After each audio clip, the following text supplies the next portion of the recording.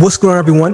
Welcome back to another episode of Unscripted, a show that brings you professionals from all walks of life, touching on their backstory, their mindset, and how they navigate through adversity and opposition, while providing you practical tips that might help you on your path. I'm your host, two-time Olympian, Olympic bronze medalist, author, and motivational speaker, Hakeem Haynes. Now, let's get into the episode.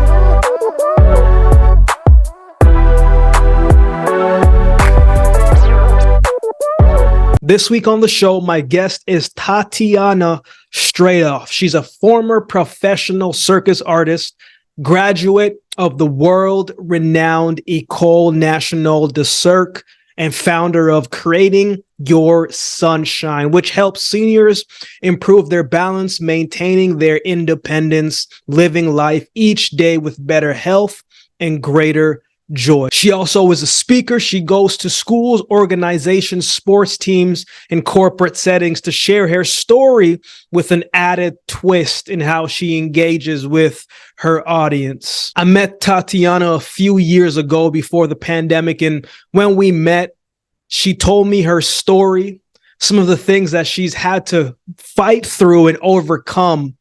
Her story isn't just an inspiring one. It's not just inspiring to hear, but after hearing it, man, I had a lot of questions because I was trying to understand where she was getting her mental strength and internal joy from. One moment she was about to finally accomplish a dream of hers that she's had since she was a young girl. And the next moment she was in the hospital and diagnosed with a rare bone disease mixed with another illness that left her bedridden for the next 6 years, trying to figure out what was going on inside and how do we get better from it. A powerful, touching story.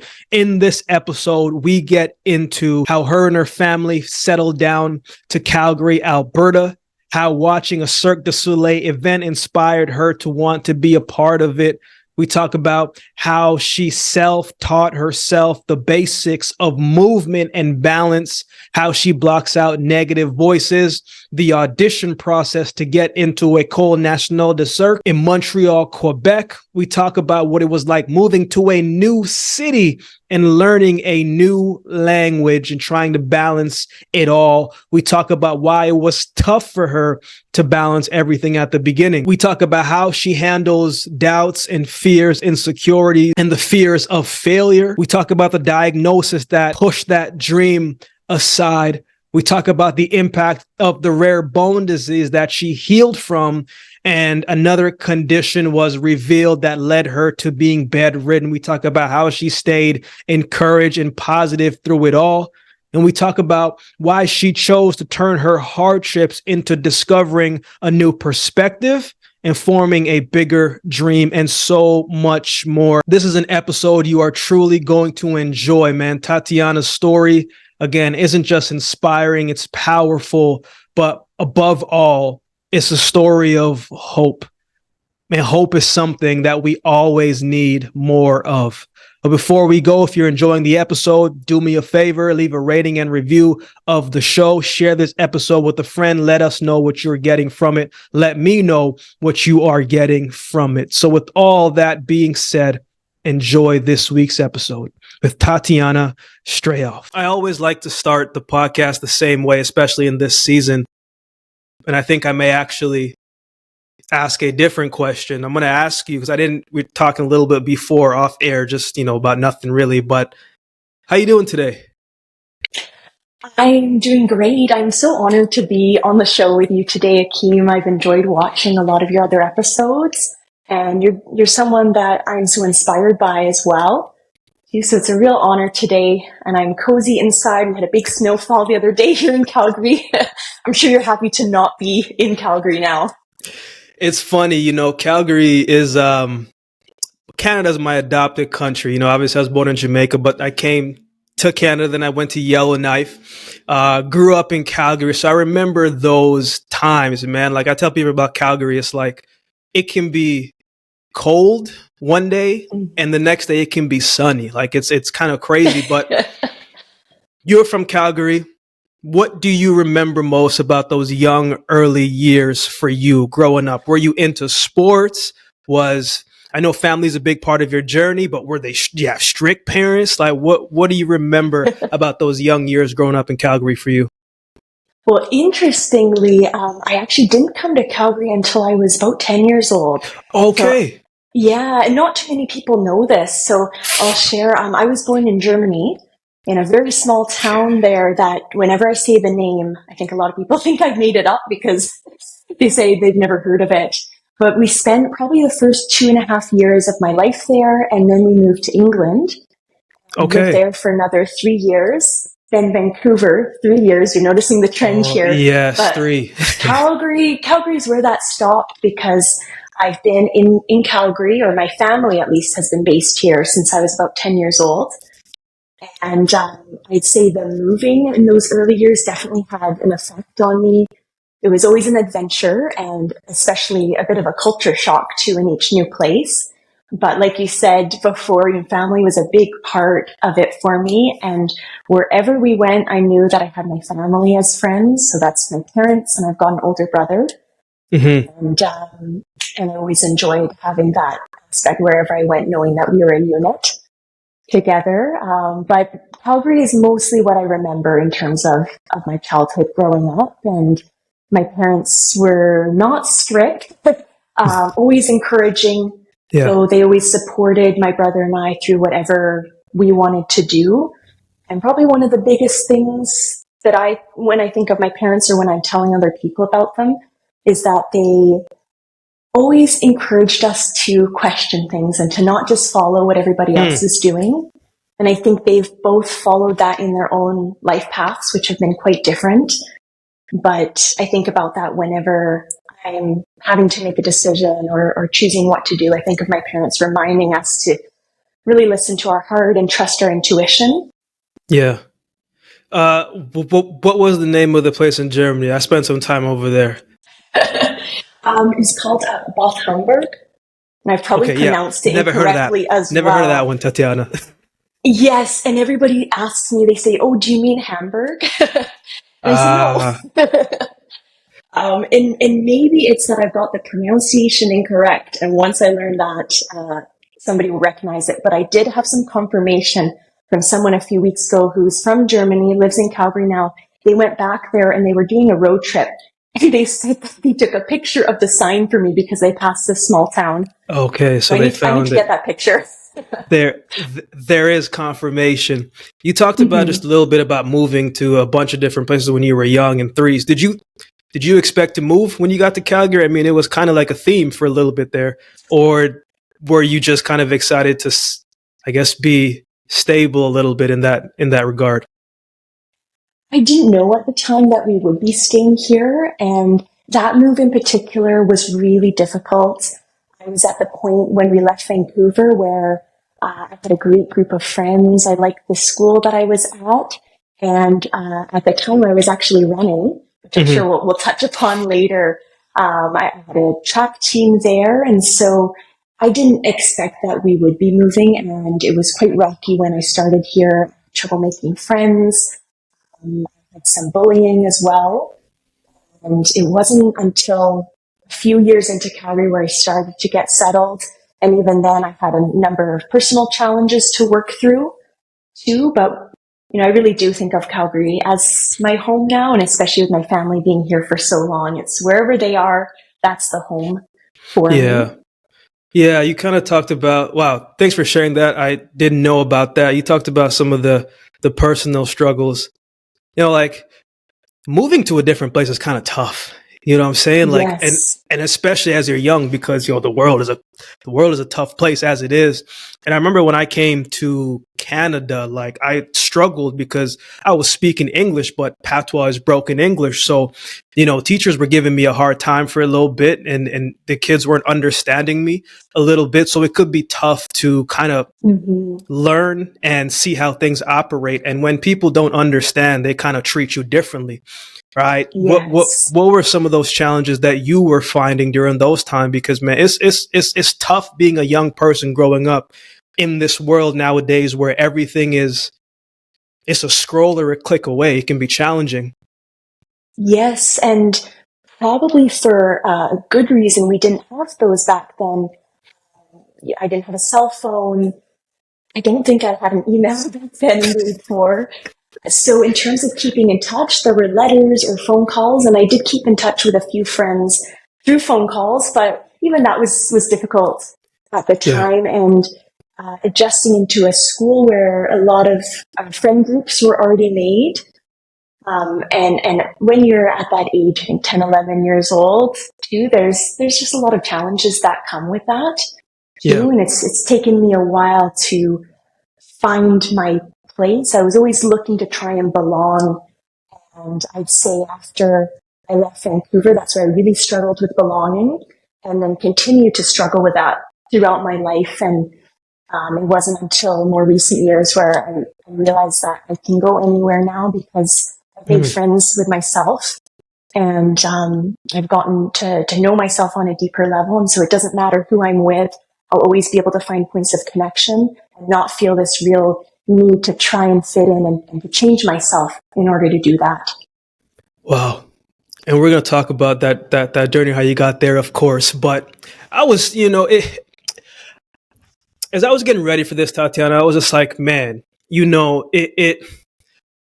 We have to talk about how you got into the circus and what you see in that regard. But I remember when I first came to Canada, Tatiana, I saw this movie. It was called. It wasn't. Sorry, it wasn't a movie. It was like a very short film. It was like Red's Dream, I believe it was. It was made in like Oh, 1987, and 4 minute clip, right? It was about this clown and he was doing tricks on the unicycle, and it was beautifully like the like it, how the like the setup was immaculate, right? Like it was a black shadow in the room. He was on the bike. He was doing all these tricks, and then the bike was moving. And then he wasn't on the bike anymore, right? Because you're focused on the bike, and then all of a sudden he switches it here, and I'm just like, well, like this is crazy, wow. but it never came in my mind as to like how does someone even get into that? Is this even real? It's a show, it's a movie. I mean, Dumbo was made in 1940s, but you didn't really think that that was a thing. So for you as a like how did you get into that space? Like how did it ever cross your mind to say, "Man, this is something that I could pursue here. I don't know how, but this is pretty cool." When was those earliest thoughts for you? Well, first of all, I'm getting to watch this movie now because I haven't seen it. It sounds enchanting, very magical. It's like four Yes. minutes. It's short. Oh, wow. Well, then you can watch it a number of times and really notice Exactly. all the elements and details. I know you don't hear of it that often when somebody has run away with the circus. I think it seems like this another world, really. For me, it started actually here in Calgary, and I think that's why I look back now at those early years of struggle here, and I think that it's Mm, all meant to be to lead me to what I felt at the time I was meant to do. My parents took me to see my very first circus show. It was the Cirque du Soleil Alegria that came. I don't even remember what year that would have been now. And it was my first experience to circus. I'd never seen anything like that before. mhm. And my parents remember that I was sitting in my seat and twisting as I was watching this. I had never seen anything like it. And for the first time in my life, I really started to believe that anything was possible and Wow. that the body and mind were limitless. Mm. And from that night, it planted this dream in my head. And I think looking back now, I wonder what I was thinking because I had no experience, no dance or gymnastics background. And from that night, I just knew that somehow I would make it to the circus. And So that how did dream wouldn't even seem tangible until years later.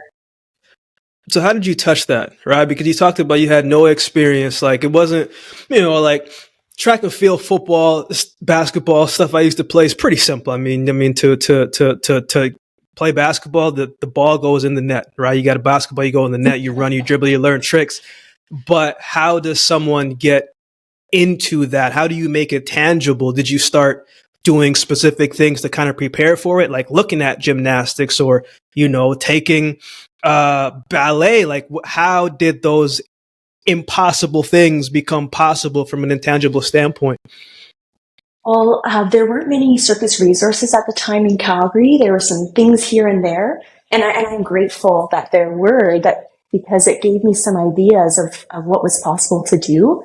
Yeah. And even when I started, though, it it was not something that I had a natural gift for. I was training up until this point as a sprinter. That was actually my original dream, was to go to the Olympics for the 4x100 or the 100-meter sprint. So talking to you today really feels like it's coming full circle, because You I had some watched speed you. training though. I did, yeah, and that really does not translate into anything that I was doing. You know, normally sprinters will go into something that makes sense, like bobsled or really any other sport. But in terms of flexibility and balancing on your hands, that Not is the in same. a realm of its own. And so I remember going to a small circus school that was here, and I just didn't have that natural aptitude, and I was trying to figure out what I wanted to do. I loved seeing the contortionists in the circus Yes. show, but I wasn't naturally flexible the way some people are born, like a rubber band, and they discover that they're meant to be in the circus. It was something I had to work very hard for, and I'm proud of myself now for not giving up, because I was told by a lot of people that that it wasn't possible for me to do this, or that I was starting too late. I didn't know how to point my toes, which is, now I know that's basically like breathing in circus. I was always thinking about that, having that long line and pointed toes. But I gathered pieces of information and training and advice and started to put it together. And I trained every day in my basement at home. Wow. And it grew from doing a little bit here and there, maybe a few minutes, to eventually, in my last few years of high school, I was getting up early, training an hour or two before school, and then I'd come home and I would do another 2, sometimes 3 hours. And I didn't know exactly what I was doing, but I had enough that I knew the positions I wanted to achieve. I was starting to figure out how to get there. And I think the beautiful thing when you're learning very much on your own is that you make mistakes and you learn from them, and you really start to figure out how a position works and how your body works. And I'm happy now that I went through that challenge, because when I'm teaching other people, I'm able to relate to so many things, because it wasn't just taught to me. I really had that lived and learned experience. In those basement mornings and nights, what were you doing? Like, what did that look like? Because the solitude can be a great thing, Tatiana, but it can also work against you, because yeah, you have time to think and to figure it out. But when you also don't have that encouragement, or someone saying, "Hey, that was nice," you don't know the feedback or the critique. Yes. So what were you doing to get yourself prepared? Were you pointing your toes for 3 hours? Like, were you doing backflips? Like, what type of things were you doing, and how were you finding this information? Because we're talking about the dream, right? And people always make it seem like the dream is so tangible, but everybody's journey is a little bit different. Doesn't mean you can't make it happen, but there's other things that you need if you don't have the same start, like we all don't, as many others. So what were you doing during those times to get yourself prepared for what you did not know was looking right, so to speak? I had a little digital camera, and so when I was starting to work on some flexibility positions and then later on handstands, I filmed myself, and I tried to look for points that people had given me. I knew that for handstands, your body had to be in a certain alignment, with the shoulders in the right place. The hips have to be perfectly in place as well. And I started to figure out, just really by falling each time. And then I would try it again. I'd watch the video and I'd see, why did I fall? Was it because my toes were too far over? Was it my hips were too closed? And I learned through doing that video analysis. And Wow. I would train mostly in silence until I got a CD player. And I remember one CD in particular, CD player. Angelique Kidjo. Do you know Angelique Kidjo? No, I do not know. She's a fantastic singer, musician, just such joyful, upbeat Yeah. music. And so I'd play this CD over and over again while I was training. You can imagine, 5 hours of training. That's a lot of listens. So when I hear that CD or hear music again now, it's like it all comes back to me. But I would watch the video. I had the VHS. This is really aging me now.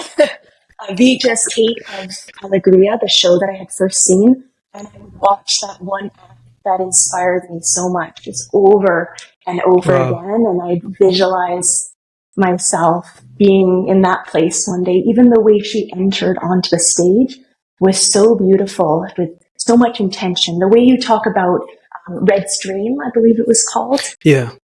4 minutes, and just every single movement was beautiful to watch. Wow. And that kept that dream alive even through I had injuries. I had all kinds of things during those trainings at home. It is very easy to get caught up in the noise, the noise of both you and other people. I think it's important to believe in yourself, absolutely, but it's also important not to believe everything that you think, because we are both positive and negative depending on the situation. But you talked Yes. about, putting in all these hours in and people didn't believe, right? And when people don't believe, they say things and they may not realize the weight that it holds. And I think from a motivation standpoint, like fear can be a great factor. Trying to prove people wrong can be a motivating factor, but it doesn't really last for too long.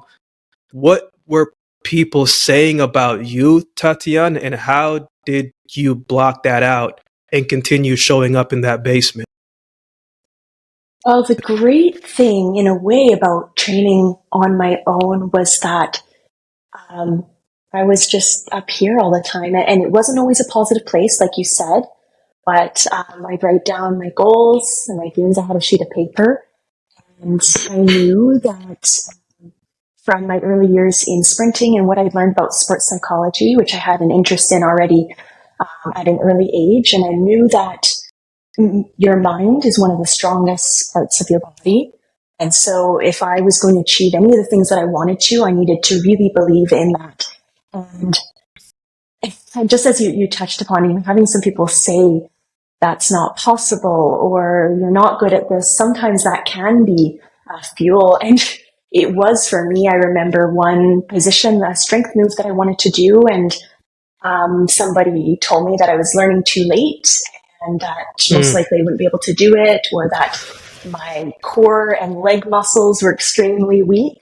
And at first I was offended by that, but then I thought, you know what? Let's use this as an opportunity to get myself stronger. And it's such an amazing feeling when I think that one move, it took about a year for me to learn it, and I'd practice it everywhere. Lunch break at school, I'd wow. find a little empty space in a room where no one was there. I'd practice. I'd come home. I'd practice it all the time. And when I finally got up into that position, then it's like the sky's the limit, because I had just achieved one.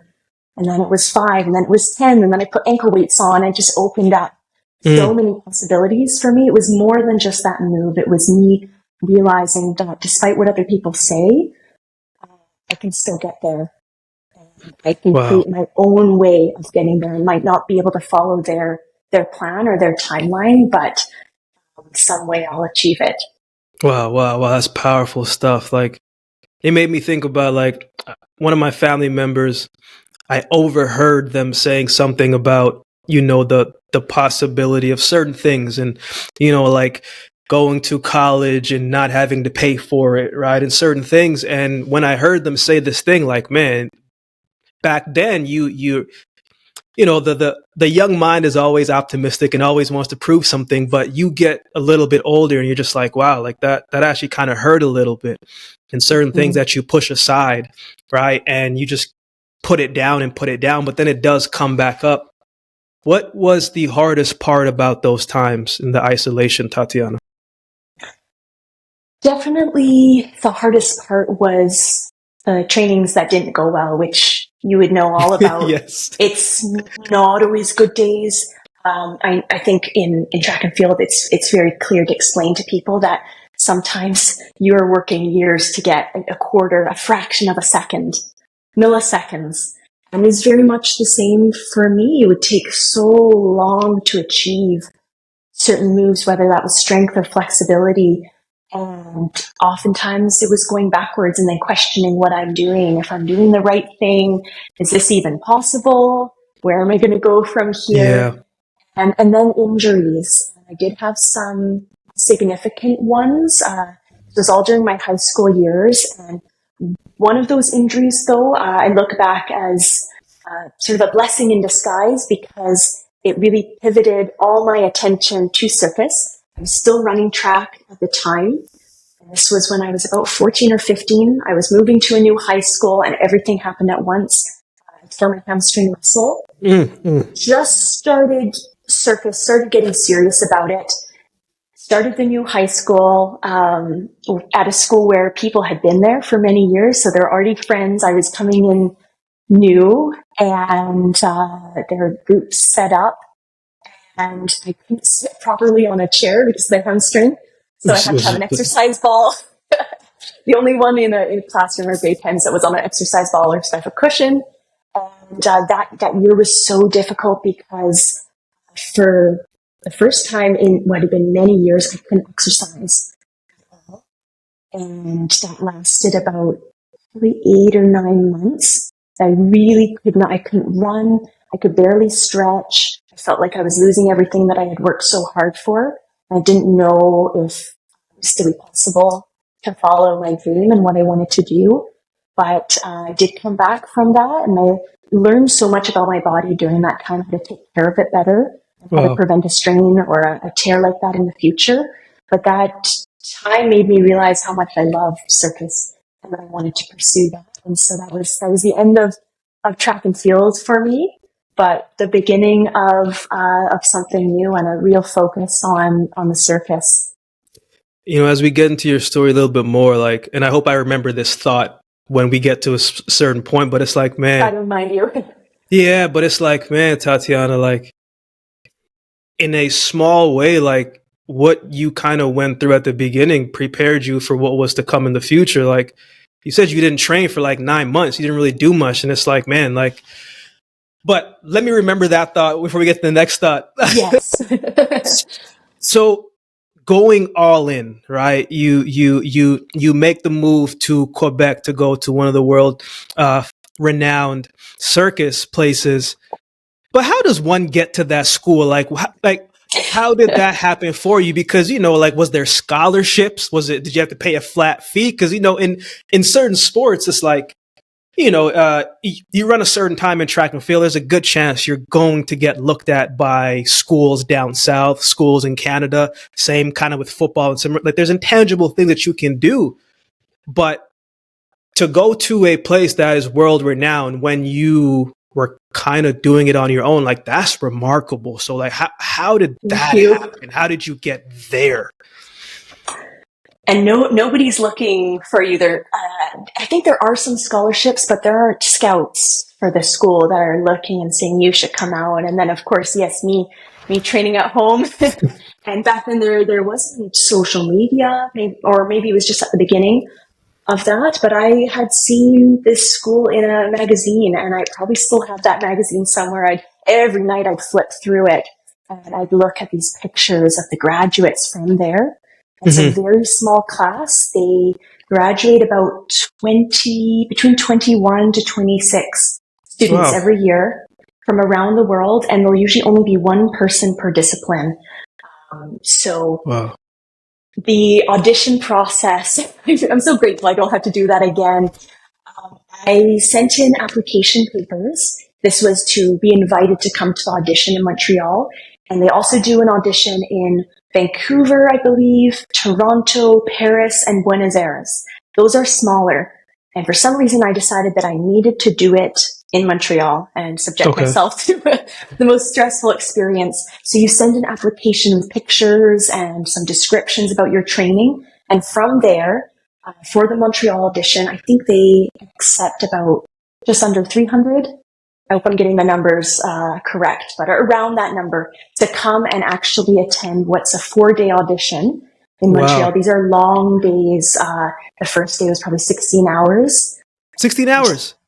Yes. Oh, no. And a lot of it is waiting and trying to stay warm. And that's the hardest part because you see everybody around you that's warming up and you're constantly comparing yourself because of it being an audition setting. So you're trying to rank yourself and see where you fit in. And I remember that day as I was warming up, we were in such a tight space and somebody was doing repeated backflips over top of me as I was stretching. And he ended up becoming a great friend later on. But I was so out of my comfort zone because I trained by myself at home. I wasn't used to being around other people. And we put numbers on our front and back. So we were really just a number. There weren't names. They'd call your number to go up and do a certain move or strength testing. Wow. And out of the 4 days, there would be cuts at the end of each day. So the first day, we found out about cuts around 11:30 at night. And they just pull a big screen into the room and they flash one by one the numbers. And just because my number was towards the end, and seeing the faces and the tears of people who didn't make it, and there were students who had come from the other side of the world who had trained so hard to get here, who had even come for a second time to try and make it, and they were being cut on the first day. And you don't even get to show your act that you've prepared on the first day. The first day is really just the basics. They want to see you strength testing, flexibility, coordination, your movement. They want to see how you can handle stress as well and your interactions with other people. So you have to consider you're being watched this entire time. And they made cuts every single day until the last day, and there were about 67 of us left on that last day. And then we all went home feeling relieved to have made it to the end, but we all knew that over the next 30 days, the judges would be making more cuts. And we couldn't even expect that it would be 25 of us that they would choose from that group, because they'd be taking from the Paris, Buenos Aires, Toronto, Vancouver auditions as well. So waiting for that letter, I was checking the mail and the email every day. And then when that letter finally arrived, and it was on April Fool's Day. Of course, why not, right? I'd imagined what that day would feel like. And I remember just sitting in front of the computer ready to open this email, and there was nothing from the subject line that would indicate a yes or a no, but I was terrified to open the email because I had kept this possibility in my mind alive for many years now, and finally there'd be an answer. And it was a yes. And I kept that letter and I slept with it underneath my pillow. Wow. Many, many months, just to remind myself that I wasn't dreaming. I'd read the letter again in the morning because it did feel surreal, and I kept thinking, why me out of everybody else that was there? Everyone was talented to get to that level. And so I realize now, and I'm sure you've realized this in sport as well, there's the work ethic and the talent and the natural gift. But then there's an element of luck and being in the right place at the right time and being what somebody's looking for that moment. And that, I guess, was me during that time, and that led to four years in Montreal, equally as stressful, I would say, as the audition. At many times there were just a whole new set of challenges, because even when you're there, you have to prove to them, to the school, and to the coaches that you deserve to be there every single day. In the beginning, Tatiana, you said there was some parts of your childhood and growing up a little bit where, you kind of were struggling with things inside a little bit. I think self-worth is one of the toughest things to battle with sometimes, because it is your self-worth. But so much of us is external first, like the interactions and stuff. So it can be hard, especially if you not every child is hearing from their parents or others that, hey, like, you can be great, like you can be good at whatever you do. It always sounds great, but you don't always see it. What did that feel for you when you got that, right? You're accepted in this school. What was your self-worth like during that time? Did you feel accepted, or was there that thing in the back of your head that said, man, I could lose this tomorrow if I don't perform well? I always had that. And I realize now, looking back from a very early age, probably since I was 5, I was always very stressed, very anxious. I had stomach aches from an early age, and the doctor chalked it up to stress. But I always had support. I had parents that believed in me and that were so encouraging. So I don't know exactly where the struggles with self-worth came from. It could have been from moving. It could have been from bullying. So many different things. It could have just come from inside, always wanting to do my best and feeling like I was never quite measuring up. But I think for Circus, I felt that I started late.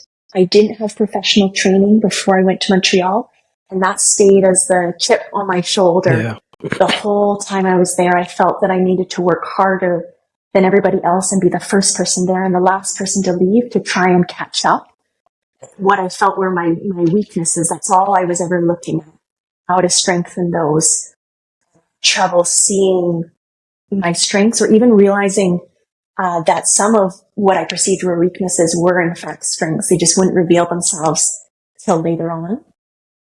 Yeah. And when I did get this letter, of course, there was this joy and probably like you experienced when you found out you're going to the Olympics. Like, this is what I've been waiting for, what I've trained for. And then as soon as I got there every day, I had anxiety every single morning before I'd go to train, and I'd be awake. Woke up pretty early for training at 5 a.m. Every single morning I'd turn on my phone and there would be a message of encouragement from my mom. Wow. She never missed a day. Wow. Every single day she made sure that that message was there for me in the morning. Wow, my dad would remind myself that this was my dream, because I can't tell you the number of times that I wanted to come home. I was so homesick. I was learning a new language, and my coach, she didn't speak much French or English, just Russian. So I know a few words tough. In Russian as well, and we had to figure out a different way of communicating. But I was also living by myself, dealing with small injuries and aches and pains, trying to learn my body as I was aging and adjusting to a new level of training and intensity, and then dealing with body image issues too as part of that. So I think a lot of people don't realize when they're looking at somebody who in their mind has made it or is at this very high level, they don't understand what might be going through their mind or the self-doubt that they could have.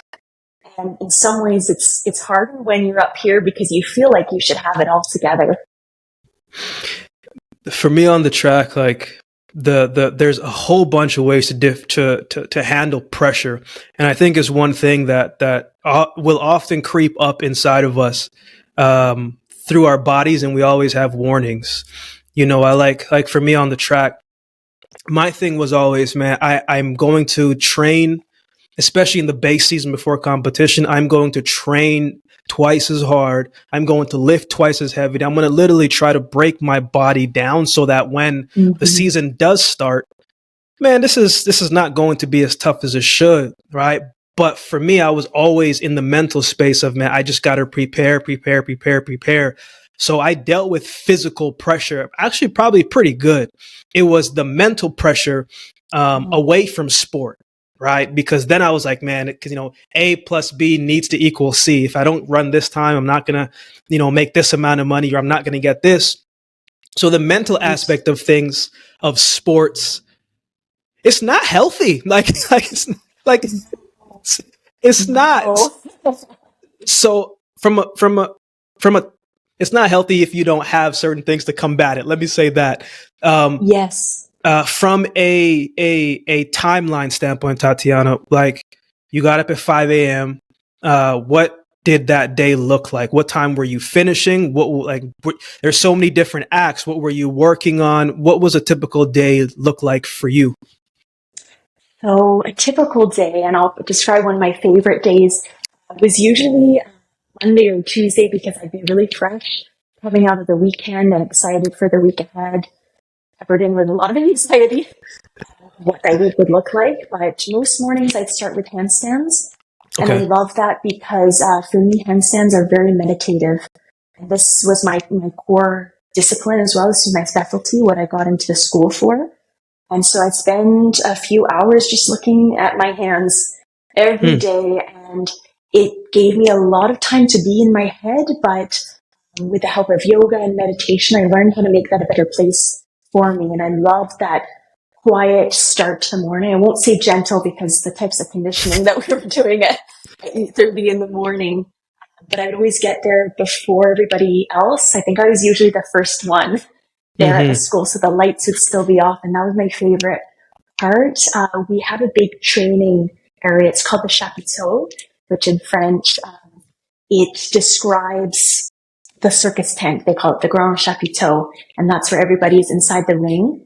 And that's where I train every morning, but the lights would be off, and there was one inspirational piece of music that I'd listen to every morning. I'd lie on the floor Wow. and I just visualize what the day could look like and my dreams going forward. And that was time when I felt I could really relax, because the rest of the day you're always being watched, and there's all the levels of the building that look down on this training area. So all the rooms have glass. Yeah. You always had to be at your best. You always had to be on and ready. And so that morning was time for me. And then we'd start training after handstands. And there's usually 15, 20-minute breaks in between. We'd have conditioning, flexibility class, so active and passive flexibility. Then there would be lunchtime, which was always difficult because I knew I had acrobatics and other Couldn't classes really eat. after. Couldn't really eat. Learned that the hard way sometimes. So it was always little snacks here and there, and trying to find a bit of quiet time for myself as somebody who really needs that. I try to find places where I can just take some moments to reflect, or to have a little cat nap, or to read, just to do something where I don't have to be interacting with other people. Yeah. Afternoons would often look like acrobatics. A few times a week we'd have a dance class, which is a combination of learning some ballet, contemporary movements, just learning how to move our body. We did actually have a movement class as well, which I loved because dance wasn't very comfortable for me. I'm not fast at learning choreography, but movement class was just about getting out there and moving your body in whatever way feels right to you. So you're connected inside, versus with dance, I'm looking at a mirror, I'm trying to follow what the teacher's doing. And then I would do a lot of my own extra training, which for me was mainly conditioning. I was always trying to get stronger for various reasons. I think because I've always been told I'm a very gentle person.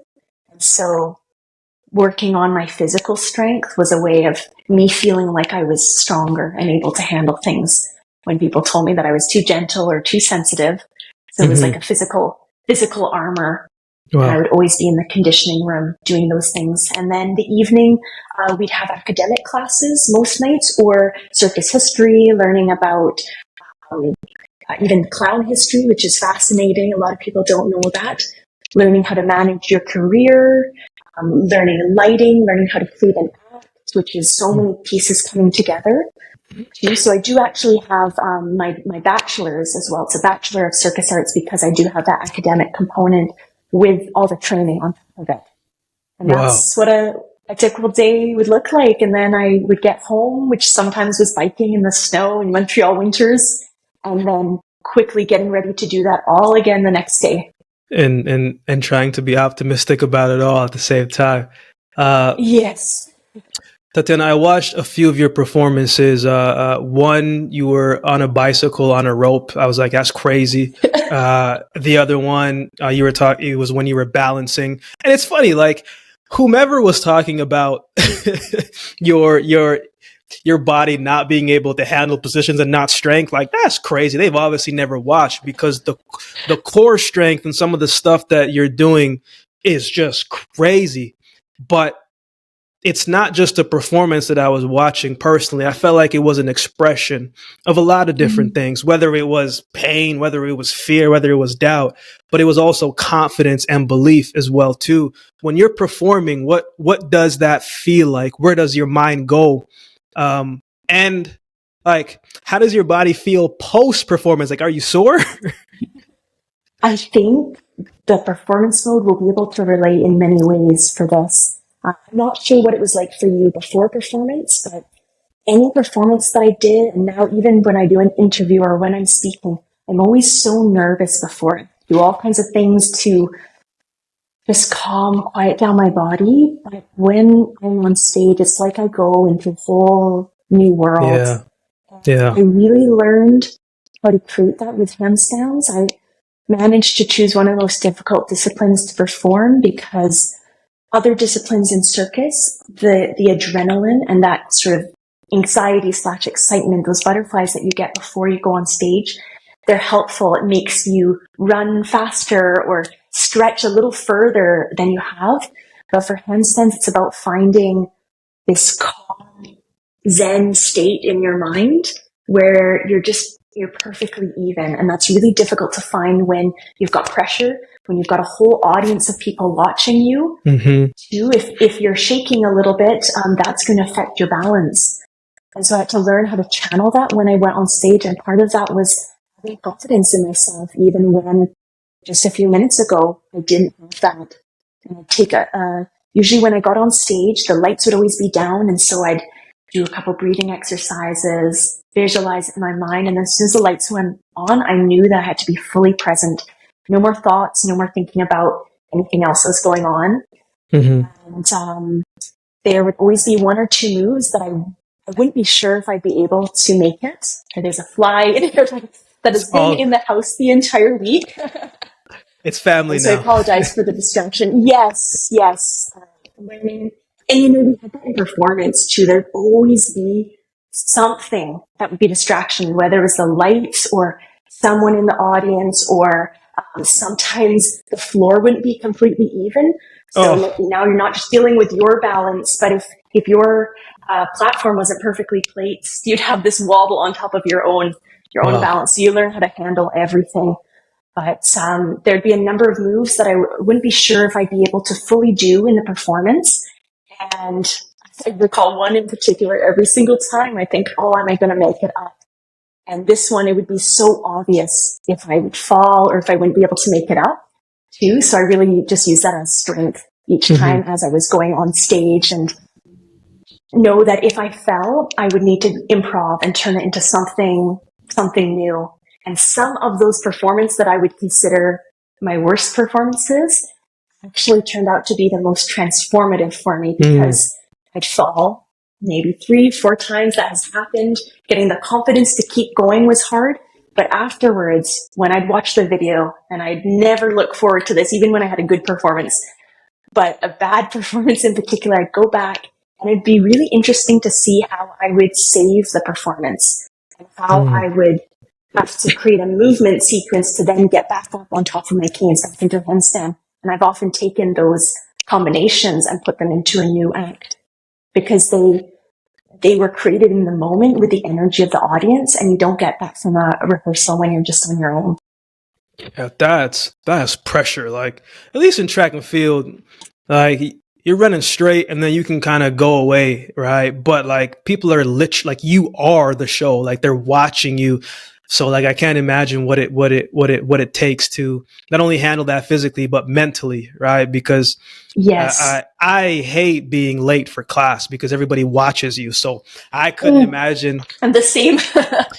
So so I give all hats off to you in that. We graduate, right? Finally, everything is, all of the things you had to go through, sacrifices paid off. What did that feel like when you graduated? And what were your thoughts as to what was next? I was excited to graduate. The last year especially had just been such a long haul. And we work very much in an Olympic cycle, because it was 4 years. We prepare for one single performance at the end, and everything needs to be flawless for that. And so by year 4, you're tired. You're really tired. You're trying to keep your body together with injuries, which I did have things here and there. The biggest thing for me, though, was already in my second year, I started to have some health issues, which we'll touch upon later. But I was always able to figure out a way to keep training. The biggest thing for me was that I think it was in my second year, at the end, I started gaining some weight. To other people, it might not sound a lot. It was 15 pounds. But for me, when you're lifting your entire body, that is everything. And it was the sort of precursor to me learning that I had a lot more wrong with my body that was going on inside, but that weight gain and struggling with body image issues was so difficult. So by the time I graduated, I kept thinking that, now that I've finally completed this and I'll be moving to more performance, less training, just maintenance and then performance once a day, my body will finally have a chance to settle and everything will go back to normal. So I did this last performance, which is I think the one that you saw in the blue costume. Mm-hmm. I didn't know at the time that was going to be one of my last performances, at least up until this point now where I am. But I had a dream job in Europe, and everybody starts getting jobs during the year. Everybody did get something, but when somebody gets something and they don't have anything yet secured or lined up, I didn't know what I'd be doing up until a few months before. And so that was hard too, because I've worked so hard and I still have doubts, but I know that I've reached a level where I would be able to be in a number of different shows or with different circus troupes. And so when I finally had that, I felt that I could start planning for the future. And I was prepared to move to Europe, to Switzerland. And this tour was actually very traditional. We each had our own caravan. It was very much like the traditional circus that I had dreamed about, fantasized about when I was starting Circus, because it's not done like that anymore. There's circus in theaters and arenas, but there's something about the circus tent that is so magical. And to have that experience coming right out of school would be very important and special to me. And I was getting all ready to go and packed up all my belongings, my equipment here. And then 24 hours before I got on the plane to Europe, I was diagnosed with a very rare bone disease. And that day is kind of a blur. I just remember sitting in the parking lot of the doctor's office, and I was completely in shock. But I also still had this part of me that thought, in 6 weeks, I might be able to join the show. I'll still be going. I'll get through this. I'd never taken more than 2 days off of training at that point, and they had a cast on my right wrist they said it would be the next 6 weeks, just as a starter. I didn't learn until later it was going to be a full year that I wouldn't be able to use that right arm, but I was so optimistic still at that point and trying to figure out in my mind how this would still work, and little did I know that was just the beginning of what was to come. Yeah, it's that athlete mentality in you, right? Where it's like, yeah, I recover from this. I no problem. I'm saying you've been doing it for so long, it becomes routine, but then things get a little bit more serious. You talked about the rare bone disease. When did it hit you that, yeah, I don't think I'm actually going to be able to go over to Europe, and you had to kind of sit in that? Was it something that happened right away? Was it something that progressed over time? Or what was that like when that realization came, okay, there is something bigger here and I have to take this part a little bit more serious? It was pretty soon after. I remember getting an email, I think 3 or 4 weeks after I had this diagnosis, and I moved home to Calgary at the time so my parents could look after me and I could begin treatments. And I still had in my mind that I might be able to join this tour, and I got a message. And it was very nice, but the team was saying that they had to find a replacement. And they found somebody, and so I knew then that I wouldn't be part of this. Mm-hmm. In a way, it also just took the pressure off, because I thought I don't have anything right now to go back to. And so I can really focus on the treatment and take as long as I need. But it was still my dream to go back to something. And I kept thinking with each day that passed, how much I was losing with handstands, especially. Even when you take a few days off your balance, you have to recenter yourself. It's very difficult to take any time off. So even when I'd have rest days, I'd always do at least one handstand during the day just to feel that balance, just to train all the right muscles to still stay active. So as the days went on, I thought it's going to be hard. It's going to be hard to come back those next few years, Tatiana, were probably, I never want to assume, but probably some of the toughest years of your Mm-hmm. life. And Yes.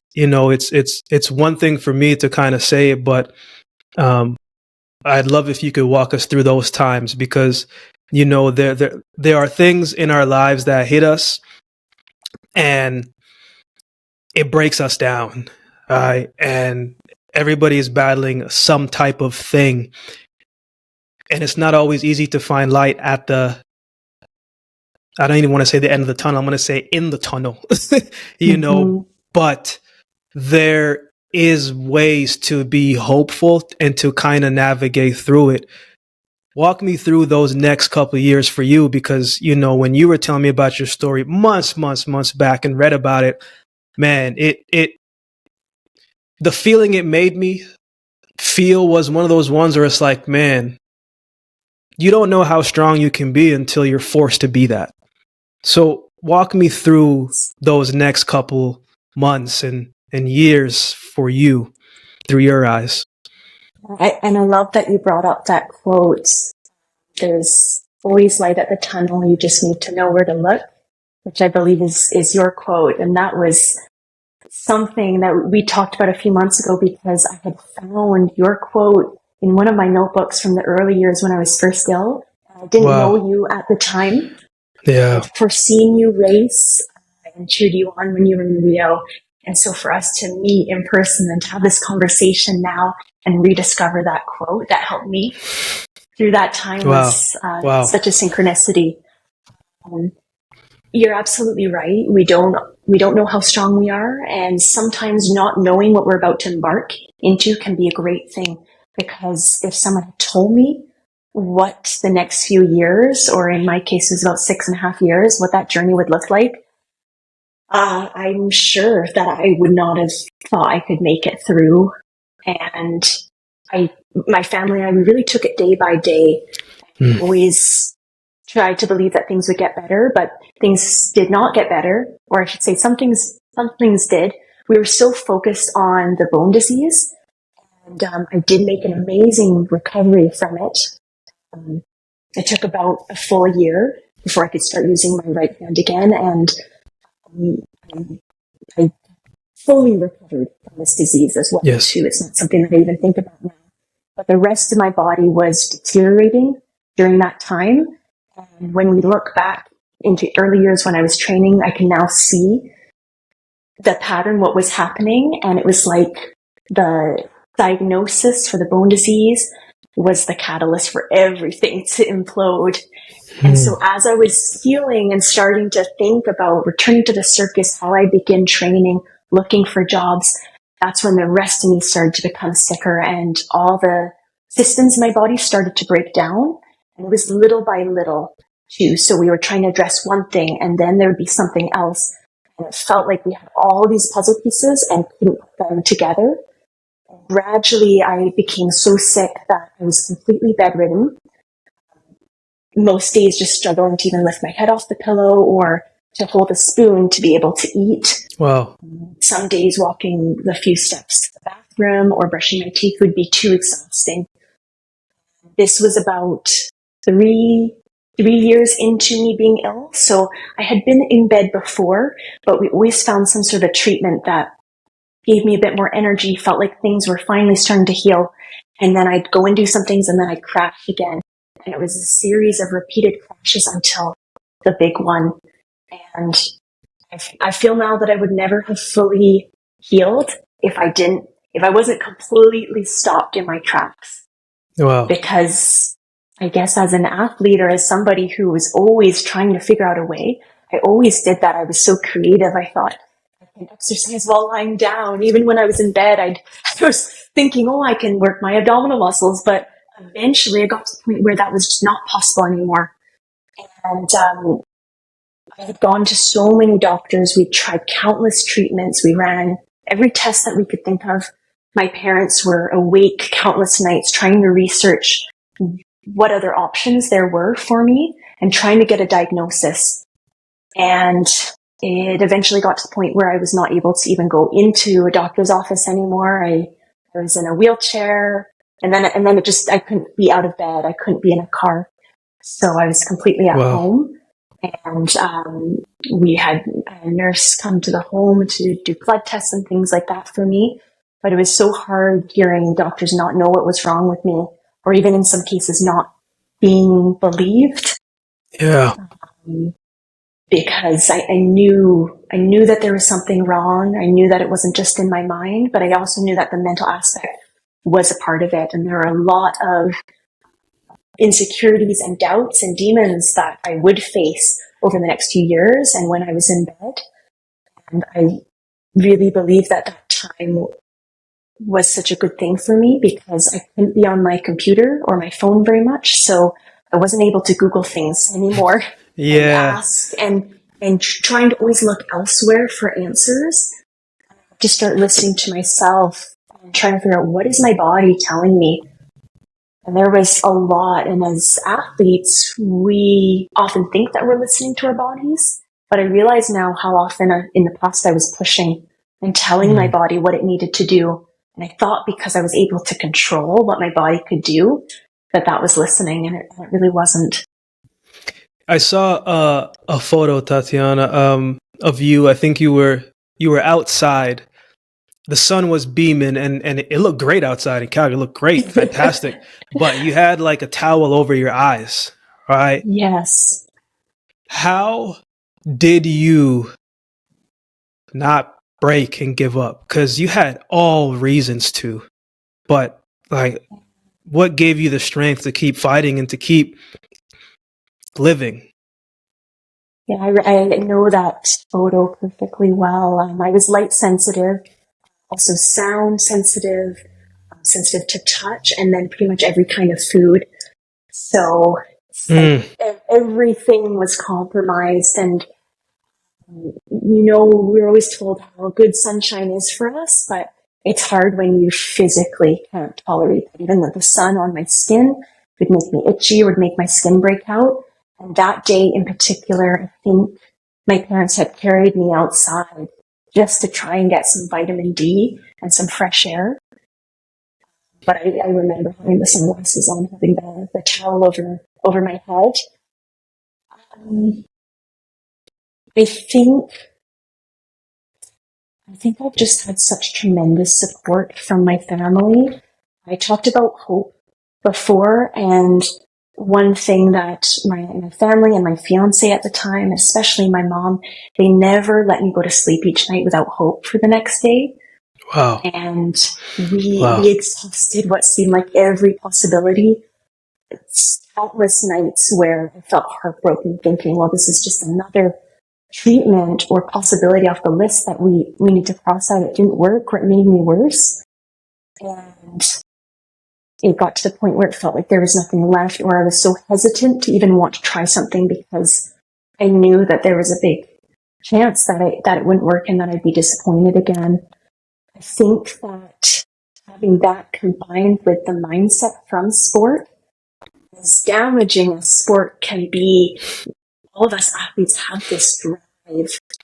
When you're in bed, when you're recovering from an injury, that we come back from impossible things.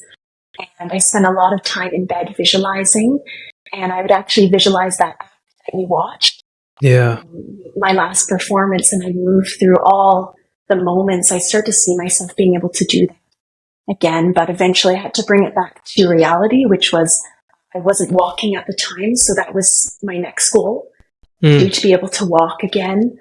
But I had to go through a number of treatments first to try and get everything in my body functioning. And I was exhausted at the time. I feel like exhausted isn't even a good word to describe what it was. Yeah. As athletes, we think we know exhaustion. I certainly felt that before, but this was on a whole other level where the way I would describe it to people, it's like your phone will only charge to 5% every day. So you're always in that red zone and you're trying to make choices of how to use that energy.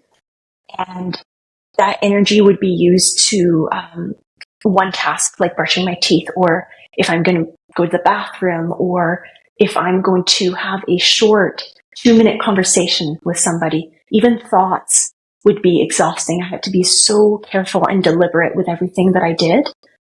but I always had reason to believe that we would get through this. And I held on to other people's stories during this time.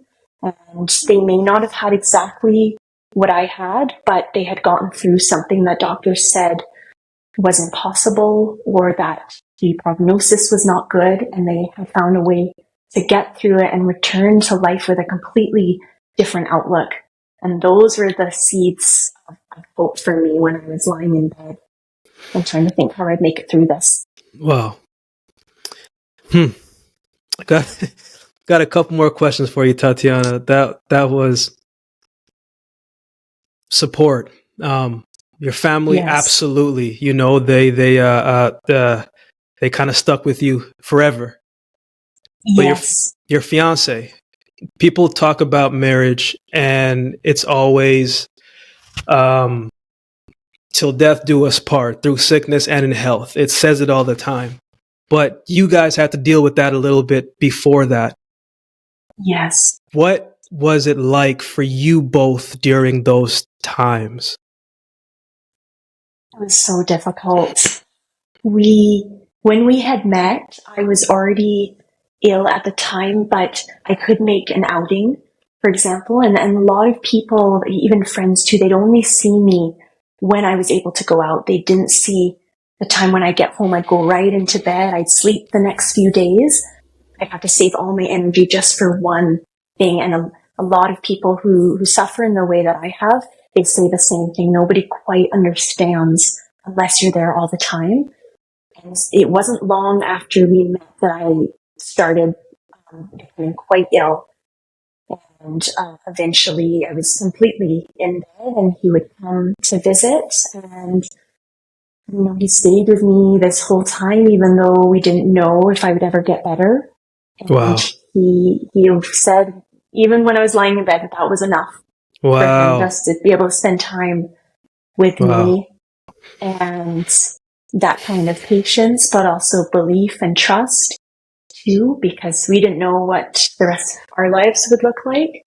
And then COVID hit, and so he wasn't even able to visit anymore. And I know my mom's got a picture of this somewhere where it's snowing and he's sitting outside my open window on a bench with all his snow gear on. And my mom had made lunch for both of us. And so I'm eating inside and he's sitting outside in the cold. He's trying to make me emotional over here. Wow, that's beautiful. That's beautiful. And I don't think we were able to hug for, it was probably 6 or 7 months, despite us being in the same city. But we were so nervous about my immune system and we didn't know very much about COVID at the time. And I was finally starting to have some success with my treatments that I was getting better. We didn't want anything to jeopardize that too. But when we were able to have that first hug and for it to be a real hug too, because like I said, I was very sensitive to any touch. So even, he would wash my hair for me when he'd visit, which was about once a week because I couldn't tolerate more than that. It was like I'd say one visit of the week and that would be for him. And he'd wash my hair for me. It was much shorter than it is now. And for him to comb my hair would take an hour because any little pull, it's like my body was so sensitive to every little bit of touch and everything felt too much. So he would take his time slowly going through too. And that's, when I think of his strength, I think of that too. And my mom was my primary caregiver along with my dad who's supporting us. And my husband had to be patient during that time and be okay with only seeing me once a week, which I think was very, very difficult for him to not feeling like he could be here all the time with me and helping in the way that he wanted to help. Man, that is love. I'm saying that is love. 2 more questions for you, Tatiana. You've made the recovery. Things are going well, moving well. You're speaking, you're coaching. I want to ask you about this quote that I read on your website. It said, "Healing does not mean going back to the way things were before." What you're doing now, how did you take what you went through and not carry the anger, maybe bitterness that you should have had, and still find the joy and the light in the moment now. How does one make that transition from being bedridden? You're being hopeful, but you're also a realist. All right. Then you Yeah. get better. And then now you still have to figure out the dream is a little bit altered. It's not the same thing. Yes. So now you have to see things in a different light, pick yourself up and continue moving forward. It's easier said than done. But how did you start that into what you're doing now? And I really love that because I want to read it again. It says, healing does not mean going back to the way things were before. Unpack that for me, because that's a lot of depth and volume to that one. When everything happened after I graduated, I had seen a card with that quote on the inside, and the card, there was something about the quote that intrigued me. And there was also something about the quote that I didn't like, because when the first few years when I was ill and in bed, I envisioned myself going back, and sometimes my mom would say to me, why would you want to put yourself through what you did, and that, that wasn't healthy for you. There was so much stress, and there was a part of me that was so stubborn. I thought, of course I'm going to do that exactly again. It's like I needed to prove something. I don't know what exactly, but I had something to prove. I kept thinking I'm going to go back and I'm going to be stronger than I ever was before. And the first 5 years I was ill, the circus completely consumed me still. That was exactly what I was going to go back to. And then as I was making my recovery and I was relearning how to walk at the time, and I started to learn to have joy in very simple things in life that I think many of us take for granted, like putting our feet on the floor in the morning. That was definitely a whole new sensation for me. I didn't wear shoes for about a year. And so being able to swing my legs out of the bed and going outside for the first time without sunglasses on, feeling the warmth of the sun without feeling like I was reacting to it, those were such gifts. And I started to realize that it's these little moments in life, but those are the things that we live for. And that life, it's not about dreams coming true. It's actually about everything that surrounds that dream and transformation. That's what we should be aiming for in life. And that's also when I started to see this quote in a new light, and I started to realize it's about taking everything that I've learned and gone through and creating something new with it, instead of trying to go back and find these doors that I had gone through before. In the past, I thought the quote meant that I could never reach the level I was at before. And now I see it as it's about possibilities and opening your mind to all that you can do when you have a very narrow mindset, which a lot of us do as athletes, or when we have a dream.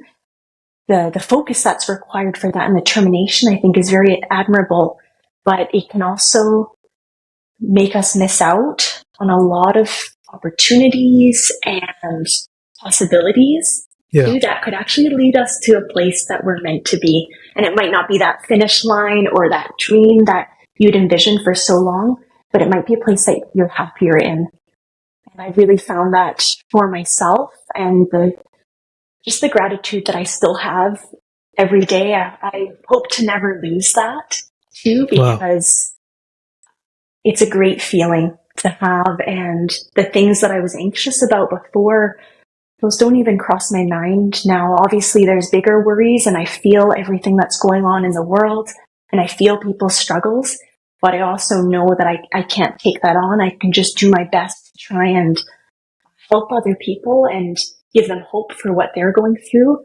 And I think that is more rewarding to me than any performance that I've done in the past. There's a closing tradition on the show here, Tatiana. My peoples always hear from me when it comes to, certain messages. But in this season, I've let the guests come and share what is on their heart for the day, because, I believe every single day there's a message on all of our hearts. We just don't often share it. But among the great things that you already shared throughout this episode, what is a message that you would give to someone who may be battling their tough time in this season of their lives? What is something you would say to help them to keep going? I would tell them that they really need to find a way to listen to their heart and their intuition. We are bombarded every day now by messages, whether it's online or through other people, trying to be helpful and suggest things. And I know for myself, when I was able to finally quiet everything out, and up here was still noisy, but I finally just had the time and the space to work with what's up here and to finally make it really good space to be in. And I would say to everybody, if you're able to do that, and you don't need to wait for things to become really bad, start now. And when you're uncomfortable with having those quiet moments, that's a sign that you need to take the time. And it doesn't necessarily have to be meditation where you're sitting in one spot, not moving. And that can be uncomfortable for some people. But find whatever it is and find a place where you're able to get into a flow in your mind and where you're able to listen, because your body's always trying to tell you things all day long. And I think all of us do have intuition, but whether we choose to listen to it or not, that's a whole other matter too. But if you can tap into that, and I really believe it does come through practice, and it comes from turning other things off, having quiet time, and really listening.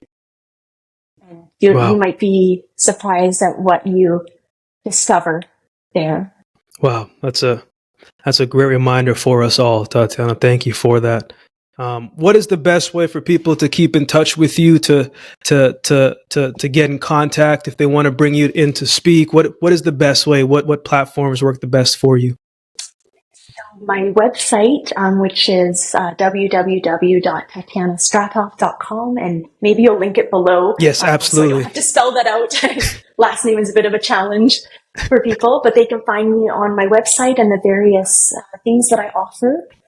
And they can also send me an email through there or my phone number. They can always reach me. I respond to every email that I get, and I'm happy to help in any way that I can. They can also find me on LinkedIn. And I guess they can also find me through you too. Yes, I know that you're always having messages and trying to connect people in a great way that you do. Thank you so much, Tatiana. This is an episode that people are going to want to listen to a couple times, because hope is hard to find, especially if you don't know where to look. And so thank you. I appreciate you. And can't wait till this one comes out. Thank you so much, Akeem. It was such an honor and a deep pleasure to have this conversation with you today. I really enjoyed it.